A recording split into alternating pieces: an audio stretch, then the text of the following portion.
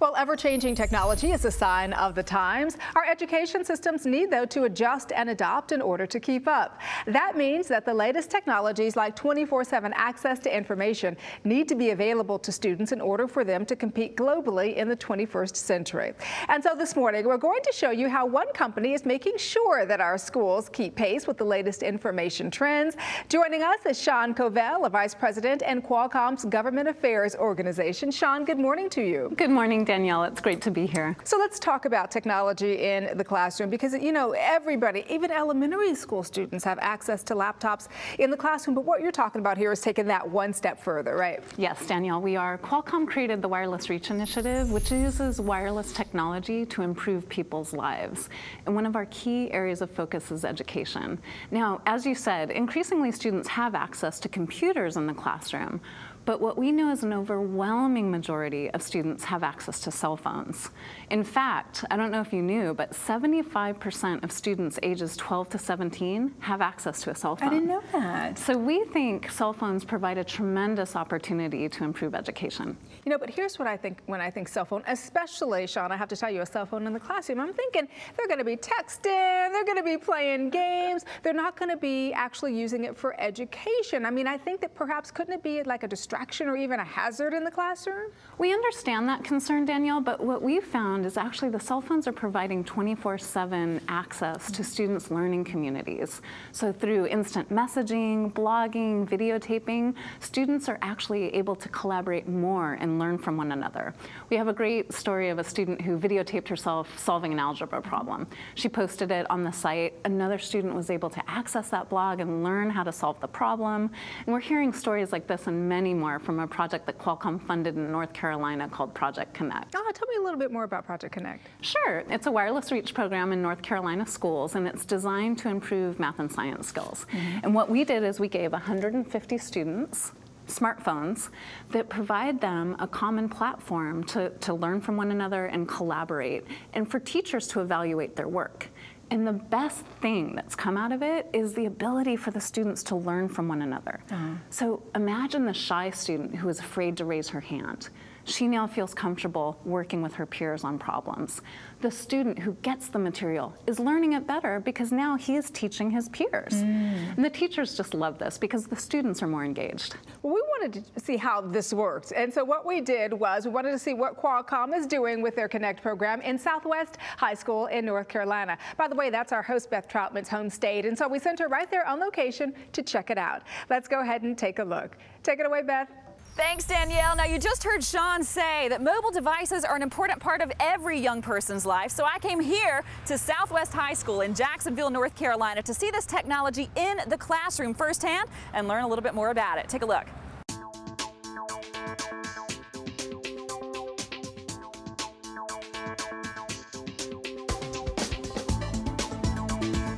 Explain here how you went about getting the equation and then finding that 19.93. That's what goes in the box. Dr. Spencer, tell me why this initiative was important to you. One of the major factors we looked at involved getting our students more engaged in mathematics and science and having them explore upper level mathematics classes, which is not something that they had historically been doing. The other big component was the access that students were going to have. Living in a rural community, all of our students do not have access to internet services. And we really wanted to level the playing field. We wanted all of our students to have those opportunities. Now, you're a principal at one of these schools. How has this changed your approach to education? One of the things that we found when we started the whole process was that the students have the phones, the students have the materials in their hands on a day-to-day basis. Let's try and connect that with the technology. Let's do that with the internet. Let's do that with some collaboration. I had Algebra 1 previously without the phone, and it was pretty decent for me, but I didn't really like it because I'm never a strong math student. But when I got into Geometry Honors, it really stepped up my enthusiasm for it because I always knew that, oh, I can ask Miss Cleaver this or ask my classmate that. So it really helped me out a lot. Well, from the beginning, I realized that these students knew more about this phone than I did. And so I had to accept the fact that they were going to have to also teach me as we went through this process. Well, I've always been a little different as far as, to want to use technology or be out of the box. Standing in front of the board, lecturing all the time, that does wear on the students as well as wear on the teacher. So anything that's different, anything that students will buy into that are familiar with, I was all in favor of doing that. We investigated why students were so disengaged in what's referred to as STEM, or science, technology, engineering, and mathematics. And we did this by asking a series of students within the DC metropolitan area why they felt so disheartened in working with math and science. And they told us essentially that they wanted to take advantage of utilizing portable devices. They wanted to take advantage of utilizing social networking technologies. And they wanted to gain access to manipulatives. And they wanted to be able to experience the cause and effect relationship of math. So we took that information and designed all of the elements that go into Project Connect today. So we've basically heard everybody say that this technology is not only great for the classroom, but for home as well. So we came to the house of Taylor Scott. She's one of the local students. Come on in. Okay, so I'm excited to learn about this. Show me this device that you bring home to do your homework on. Well, it's a smartphone, and it has lots of different capabilities like video, and we have internet access on it as well. And most of the time, what we do for homework is I'll write down a math problem on my paper and write all the steps out. Then I'll write it on this bigger piece of paper in red so they can see it better. I'll video myself explaining the video, and then I'll post it to a blog. How has this changed school for you? It's helped me understand stuff better, because normally when I did my homework and I didn't understand it, I'd just be like, oh, just skip that one, put a question mark. But now I can actually, go on there and ask other people, how do you do this? And then I'll have all the answers instead of just some answers and question marks.